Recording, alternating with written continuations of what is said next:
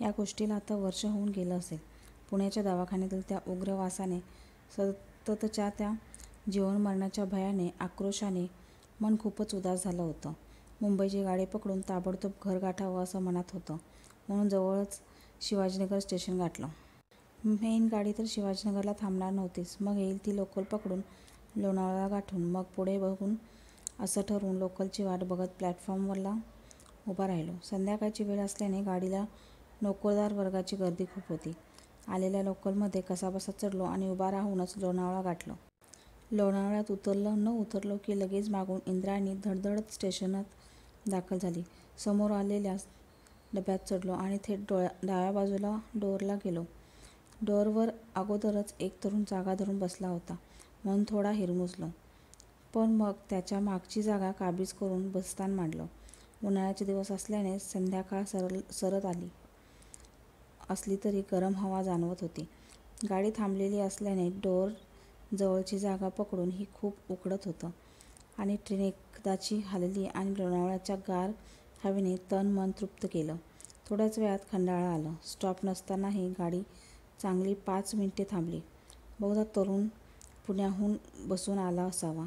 त्याने उतरून पाय मोकळे करून घेतले. गाडी चालायला लागल्यावर परत आपल्या जागेवर येऊन बसला. 25 येथील असेल तो तरुण. सावळा, चांगला, उंचापुरा, अंगगाठीनेही बरा होता. चेहऱ्यावर तर बेफिकिरी झळकत होती. बॅग किंवा सामानही त्याच्याकडे नव्हतं. बेरोजगार असावा बहुतेक. त्याच्याशी बोलावं की नाही ह्या विचाराने मी होतो. एवढ्यात त्यानेच मला विचारलं, "काय काका, मुंबईला निघाले का? " काका, एकदमच काकाच करून टाकलं याने मला. सरळ उभा राहून आरशात बघावंसं वाटलं मला. इतकं का वय दिसतंय माझं? आत्ताशी कुठे 35शी पार झालीय आणि हा म्हणतोय काका. नाखुशीतच मी हो कल्याण सांगून शांत बसलो. मग तोही तरुण निवांतपणे गार हवा मोहम्मद रफीचं गाणं गुणगुणत बसला. कुठल्या तरी आडरानात 2-3 बाया गडबडीत आम्हाला उठा उठा उतरायचे म्हणत अंगावर आल्या. त्यांच्या हातात करवंद, शेंगा, वस्तूंच्या टोपल्या होत्या. स्टॉप नसतानाही गाडी थांबली. ठाकूरवाडी काय ते छोटंसं स्टेशन. मागे लागलं. तेच असेल या गावाचं नाव बहुधा. त्या बाया पटपट उतरल्या आणि दरीच्या दिशेने चालायला लागल्या. तेवढ्यात पटापट त्या खोल दरीत नाहीशा देखील झाल्या. त्या दिशेने झाल्यावर पुन्हा आम्ही दोघे जाग्यावर बसलो. इतक्यात समोरच्या पुण्याकडे जाणाऱ्या ट्रॅकवर एक सुंदर तरुणी दिसली.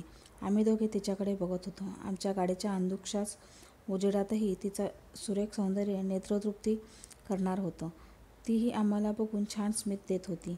तिचे ते मोसंबी ओठ काहीतरी गूढ अन गोड पुटपुटत असल्याचं भास होत होता. आम्ही दोघेही तिचं सुंदर लावण्य चवळत होतो. ती आमच्या फार जवळ होती, अगदी 2 हात दूर. तिच्या डोळ्यात एक विलक्षण चमक होती. तिचा तो गोरा वर्ण, रेखीव नाक, नितळ त्वचा, कमरेपर्यंत मोकळे सोडलेले काळेभोर केस, थोडक्यात ती एक आयटम बॉम्ब होती. तिच्या त्या गोऱ्या गोऱ्या लांबसडक हाताने आम्हाला ती बोलवत होती. मला की त्या तरण्या-ताठ्याला देव जाणे. तेवढ्यात तिच्या ट्रॅकवरून पुण्याकडे जाणारी एक गाडी शीळ घालत धडधडत तिच्याकडे येताना आम्ही पाहिली. माझी तर बोबडीच वळली. तो तरुण तिला मोठमोठ्याने आवाज देत होता. गाडीकडे हात करून गाडी आल्याचं ओरडून ओरडून सांगत होता. पण ती तशीच तिच्या धुंदीत तशीच गोड स्माईल देत उभी होती. गाडी खूप जवळ आली होती. त्या तरुणाने धिटाईने गाडीतून उतरून तिचा हात पकडला आणि हिसक्यातच तिला जवळ ओढलं. गाडी धडधड करत समोरून पार झाली. दोघे अजूनही थरथरत असल्याचं मला दिसलं. मग त्यांनी तिला फटफटतच आमच्या गाडीत शेजारी बसवलं. मी दोघांनाही न्याहाळत होतो. तरुण थोडा कुशातच तिच्याकडे बघत होता. ती मात्र शांत शीतल हसत होती. दोघांचं काहीतरी गुलूगुलू चालू होतं. बसक्या आवाजात अस्पष्ट काहीसं. गाडी धावू लागली. मग एक बोगदा आला आणि चित्रविचित्र आवाजात, हसण्यात, खिदळण्यात त्या दोघांचा रोमांस चालू झाला. प्रत्येक बोगद्यात त्यांच्या ह्या प्रणयक्रीडा चालत ते दोघं स्वर्गसुख उपभोगत होते. बोगदा सरला की ती तरुणी माझ्याकडे बघून लाजून हसत आणि तो तरुण मिशा पिळत तृप्ती दर्शवत. मी पण मग बोगदा आल्याची चाहूल लागली की त्यांच्याकडे पाठ फिरवत, उगाच कशाला कुणाच्यात कबाब में हड्डी. अशाच एका बोगद्यात एक जोरदार आरोळी माझ्या कानावर आली. मागे वळून बघतो तर काय, ही माझ्या मागे बसलेली प्रणयक्रीडेत मंत्रमुग्ध असलेली जोडी एकदम गायब. दोघेही तोल सुटून गाडीतून पडले. मला दरदरून घाम सुटला. काही क्षण माझ्या तोंडून शब्दच फुटले नव्हते. जेव्हा भानावर आलो तेव्हा गाडी बरंच अंतर कापून समोर आलेली. आता मात्र खूप उशीर झाला होता. माझ्या व्यतिरिक्त कुणालाच हे तरुण तरुणी ट्रेन बाहेर फेकल्या गेल्याचं लक्षात आलं नव्हतं. मग मी तसाच बसलो, निशब्द. कर्जतनंतर एकामागून एक लोकल स्टेशन येत राहिले. कल्याणाला मी उतरलो आणि घरी पोचलो अगदी सुखरूप. दिवसामागून दिवस गेले, मग महिने. मध्यंतरीच्या काळात मी ती घटना पूर्ण विसरलो. 2-4 वेळा पुण्यालाही गेलो, पण स्वतःच्या गाडीने. मग मागच्या खेपेला 1 दिवसाचं काम असल्याने मी पुण्यासाठी सकाळी विशाखापट्टणम पकडली आणि काम संपताच पुणे स्टेशनहून इंद्रायणी गाडी पकडून डोरला मोक्याची जागा काबीज केली. गाडी सुपरफास्ट लोणावळा लागलीच आलं आणि मग पुन्हा गाडी खंडाळ्याला थांबली. मग मी पाय मोकळे करून घेतले. खंडाळ्याहून गाडी निघाली. या खेपेला नशीब चांगलं म्हणून कोणी त्या ठाकूरवाडी उतरायचंय म्हणून उठवायला आलं नाही. पण नियमाप्रमाणे ठाकूरवाडी स्टेशननंतर गाडी आडरानात थांबली. मग त्या तरुण तरुणीची आणि त्यांच्या दुर्दैवी घटनेची आठवण झाली. मन अगदी खिन्न झालं आणि अचानक मला त्या दिशेहून काका काका म्हणून आवाज देणारी एक गोड छोटी मुलगी दिसली. ती माझ्याकडे बघत हात वर करून मला बोलवत होती.